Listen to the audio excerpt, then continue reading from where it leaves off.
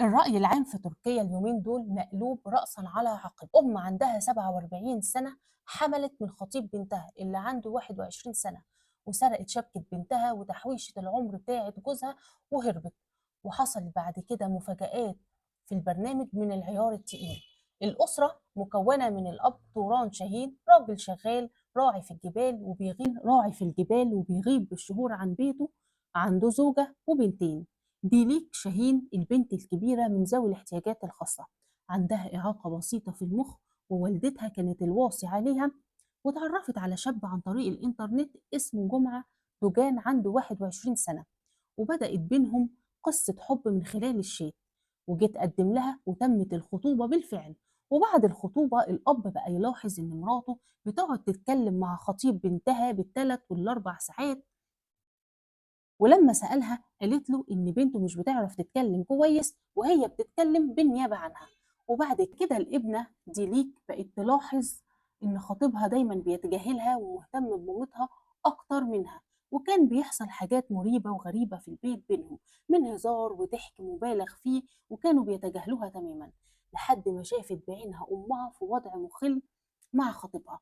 ولما واجهتهم ضربوها هما الاتنين وقالوا لها لو قلتي أي حاجة هنشنقك ونقول إنِّك قتلتِ نفسِك. وفعلًا سمعتهم وهُم بيخططوا لكده. دي ليك كان ليها أخت أصغر منها عندها 16 سنة، شافت هي كمان العلاقة المحرمة دي.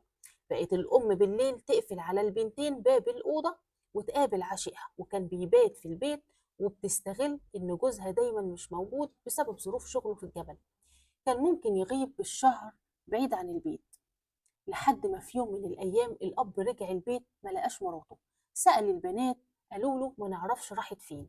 اتصل عليها لقى موبايلها مقفول. دخل نام وقال أكيد ساعة ولا حاجة وترجع تاني. صحي من النوم ما لقاهاش، والبنات حكوله على كل حاجة. سرقت شبكة بنتها والذهب ومبلغ 20,000 دولار وهربت مع خطيب بنتها، ما يعادل مليون ليرة تركية. وفي أثناء البرنامج المذيعة اتصلت بوالد جمعة، وأبو جمعة فكر مفاجآت ما تخطرش على بال حد. قال إنهم حبوا بعض وجم القرية اتجوزوا جواز رسمي. المذيعة سألته إزاي توافق إن ابنك يتجوز ست متجوزة وفي عمر أمه. قال لها إنه ما يعرفش إذا كانت متجوزة ولا لأ، وابنه هربان من الخدمة العسكرية وما يعرفش مكانه فين. ودي طبعا وده كده وبكده طبعا لبس ابنه في قضية تانية. بعد الحلقة ما خلصت تواصل جمعة دوجان وحماته وطلبوا إنهم يظهروا في البرنامج عشان يدافعوا عن حبهم. الكارثي في الموضوع إن الأم ظهرت مع خطيب بنتها وكانت قاعد قدامها جوزها اللي هي لسه على ذمته.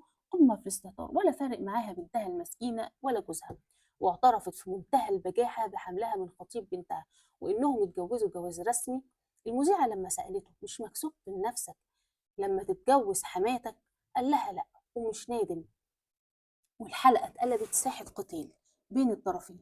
البنت قالت لأمها انت دمرتيني وسرقتي خطيبي. والزوجة اللي هي أم ديليك قالت إن جوزها كان عنيف وبخيل وبيتعامل معاها بطريقة سيئة جدا. لكن كل ده ما شفعش ليها، وما كانوش يعرفوا إن على الخط وزير الداخلية كان متابع الحلقة. ودخلت الشرطة وتم القبض عليهم على الهوا جوه البرنامج. واتحكم على جمعة دوجان ب 14 سنة بتهمة التهديد بالقتل والهروب من الخدمة العسكرية، وعلى الأم ب10 سنين بتهمة زعزعة قيم الأسرة والإيذاء النفسي والبدني لديليك.